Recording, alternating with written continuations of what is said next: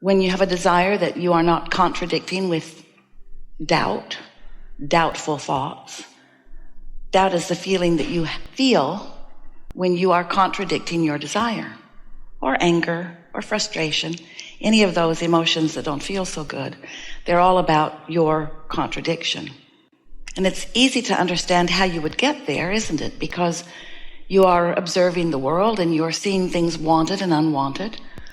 So when you see something wanted and you are feeling that positive emotion, that means you are, in that moment at least, best, or from our vantage point, the most important translators of vibration that you possess, because your emotions let you know how much you are harmonizing with who you really are or not. And who you really are is more than you understand. You were source energy before you came into these bodies, and that larger part of you still is. And as that larger part of you still is non-physical energy, that means that larger part of you is pure, non-resisted energy. So here you are in your physical body, having a relationship, whether you know that you are or not, with that part of you. Your emotions tell you about that relationship. When you're feeling love or joy or enthusiasm, you are so in harmony with that larger part of you that there is no resistance within you. There's no separation, is always too strong a word, but there's no separation. You're not pinching yourself off in any way. But when you feel negative emotion, you're doing something in that moment with your thoughts or your words or your actions that is not harmonizing with who your inner being, that larger non-physical part of you, knows you to be. So you were that non-physical energy before you came into this body, but only a part of that consciousness came forth into this body. The larger part of who you really are remains as non-physical source energy. So here you are all day, every day, doing what you came to do, sifting through the data of life, coming to your own personal and important new conclusions or preferences, and having a relationship with that larger part of you. Do you know that whenever you are exploring variety or contrast and you know what you don't want, you launch a rocket of what you do want. And when you do that, you have the potential of separating yourself just a little bit, because you have vibrationally become more than you can physically at first keep up with. You knew it would be that way. You knew that this was the evolution of all species, and you knew that you were coming into this time and space to be on the leading edge of thought, and you reveled in the idea of you having your own personal exploration, of you personally choosing, of you launching those rockets of desire. And so over time, we've been wanting to help you to see the bigger picture and understand how importantly you fit into all of it. We want you to know that you are leading edge creators, and that the leading edge in this time and space is where all that is non-physical is focused forward. This is the experience of becoming. This is where vibration manifests. And in this manifestation, in this furthest most leading edge manifestation, all that is reveling in what you are about. So we began to explain to you first that you are vibration, and many of you are catching up or warming up to that idea. And then we explained to you that there is a powerful law in this universe called the law of attraction that manages these frequencies. Law of attraction simply says that that which is likened to itself is drawn. It also says that there's no exclusion in this understanding or in this universe, that you get what you think about, whether you want it or not. So whether you say yes to it or no about it, you're still calling it to you, because it is your attention to it that activates the vibration within you. And then law of attraction responds to that activated vibration, and off you go. So we began explaining to you about the law of attraction. And in the beginning, we called this the science of deliberate creation, because we wanted you to be deliberate about your inevitable expansion. But many of you got worried about that, because the idea of creating your own reality was thrilling until you realized you were creating your own reality. And then you began saying things like, oh, cancel. You would think a thought or speak a thought, try to suck it back before law of attraction got hold of it and took you someplace you didn't want to go. And so then we began explaining to you the steps of deliberate creation. Step one is ask, and the contrast just constantly causes you to ask, even if you don't say it out loud. When you know what you don't want, you know what you do want, and you automatically present or project a vibration of desire. And that vibration of desire is fully received by your inner being, that non-physical part of you who remains non-physically focused, knowing about you. And so you project this desire forward. The non-physical part of you doesn't just notice it or be aware of it, but totally embraces it and accepts it as the newest, expanded version of you. And in order to help you to understand that, we began saying to you that when you ask, which is step one, it is given, which is step two. In other words, Source answers everything that you ask in the instant that you ask for it. But you must understand that even though you have been answered, the answer has come at first in the form of a vibrational alignment and agreement. When you ask, it becomes a vibrational reality. But in order for you to see it and hear it and smell it and taste it and touch it, it has to become not only more mature in its evolution, but you have to mature at the same vibrational rate in order to match up with what you have created. Just because you want it doesn't mean you're a vibrational match to it. It takes a little while. Because often when you're in trouble without something that you want or need, that's when you're asking for it. But the dominant vibration within you is the absence of it, the trouble of not having it, or the trouble of having something unwanted. And so in the beginning of your asking, you are never a vibrational match if your desire has been born out of your awareness of what you don't have or of what you don't want.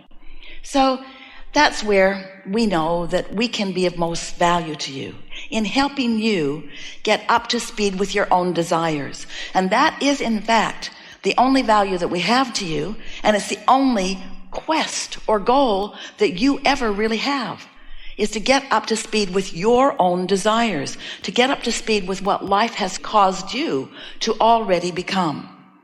So there is this gap between you and you. A gap that says, I want this, but I believe this. Or I want this, but I've already got this. And that's the thing that trips you up the most. Over time, we've been offering examples to help you to understand that there really is a vibrational reality. We call it a vortex. We wrote a whole book about it because we want you to expect the realness of this vibrational reality. And we know in your physical format where you are so good at translating things into physical things, that if you can't see it or hear it or smell it or taste it or touch it, then it's hard to accept that it already is. But we want you to know that you can feel for it. In religious terms, that's what you call faith. Knowing that it is there or knowing that it is becoming without being able to see it yet. It hasn't fully manifested, but that doesn't mean that it doesn't already exist in this vibrational form. So then many of you came to accept that there is a vibrational reality. We talked about it a lot, incessantly. You were very patient with us. And then you began saying things to us or thinking things to us, which is the same thing. All right, Abraham, I'll accept your silly premise that there is this vibrational reality. Call it whatever you want, vortex, I don't care. I can't see it. I'll play your game. I'll accept that it's real. I just have one question for you. How do I get my money out of the vortex and into my bank account? How do I turn these thoughts to things? How does the creation that you say I am involved in, how does it become a reality that I can experience fully and that others can see too? Because you leave me in a very precarious place. I look like a nut talking about things that aren't yet. Why are you so happy? Oh, you should see what I've created.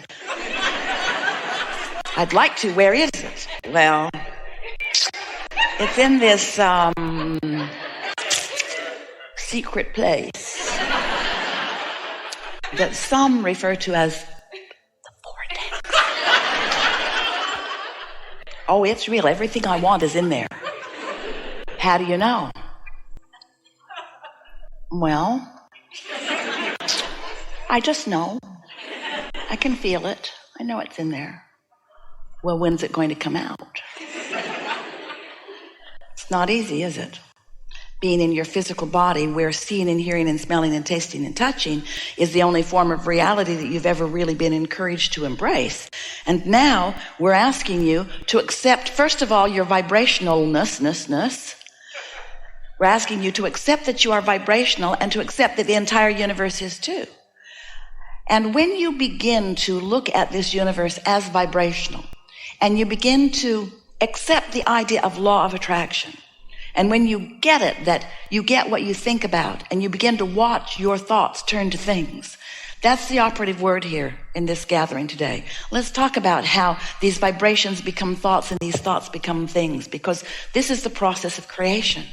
You have to know that something's going on. Look at your evolution and expansion, and you don't see any pipelines from other planets. There aren't any spaceships bringing goods and services to your environment. In other words, you are a species who is expanding and evolving as all species do. But without your connection to that which is source, it would not be happening. And the sooner that you acknowledge your relationship with source, then really and only then will you be able to understand what your emotional guidance system is all about. You get what you think about, whether you want it or not. There's no exclusion in this attraction-based universe. So then it takes some sensitivity to what you're doing with your thoughts, because you've become accustomed to the power of your words, thinking that yes means come to me and that no means don't come to me. And you are accustomed to exploring and evaluating and comparing and giving your attention to what is manifested. And we understand why you would want to do that. But the thing about that is if you're looking at what is mostly, and if most of what you are offering vibrationally is because of what you're observing, then you can't move past what you're observing. So you just keep creating more of what is, different faces in different places, but your life doesn't change if you keep having the same mood or attitude about what's going on. So it's helpful to understand that every subject, like the subject of relationships, or the subject of money, dollars, or the subject of anything, is really two subjects. It's like a stick that you pick up that has two ends on it. On one end of it is your desire, and on the other end of it is your absence of desire. And what most don't realize is that often when they think they're talking about something that they desire, they're actually offering a vibration about the absence of the desire, because they're noticing what is missing. We want you to come to know the power of the source within you. We want you today to get a true sense of how your desires are culminated in a vibrational reality, and that there is a powerful pulling of you toward them. And the reason for that is because in the same way that law of attraction is responding to the thoughts that you think, law of attraction is responding to the thoughts that the source within you thinks too. The thoughts that your inner being thinks about you cause a very powerful point of attraction, which you could call inspiration. We call it your calling. You're being called to the allowing of the fulfilling of all that you have been asking for. And that's a very powerful calling. You are being called into this physical body, and you're being called from the moment you were in this physical body. It's a very powerful calling.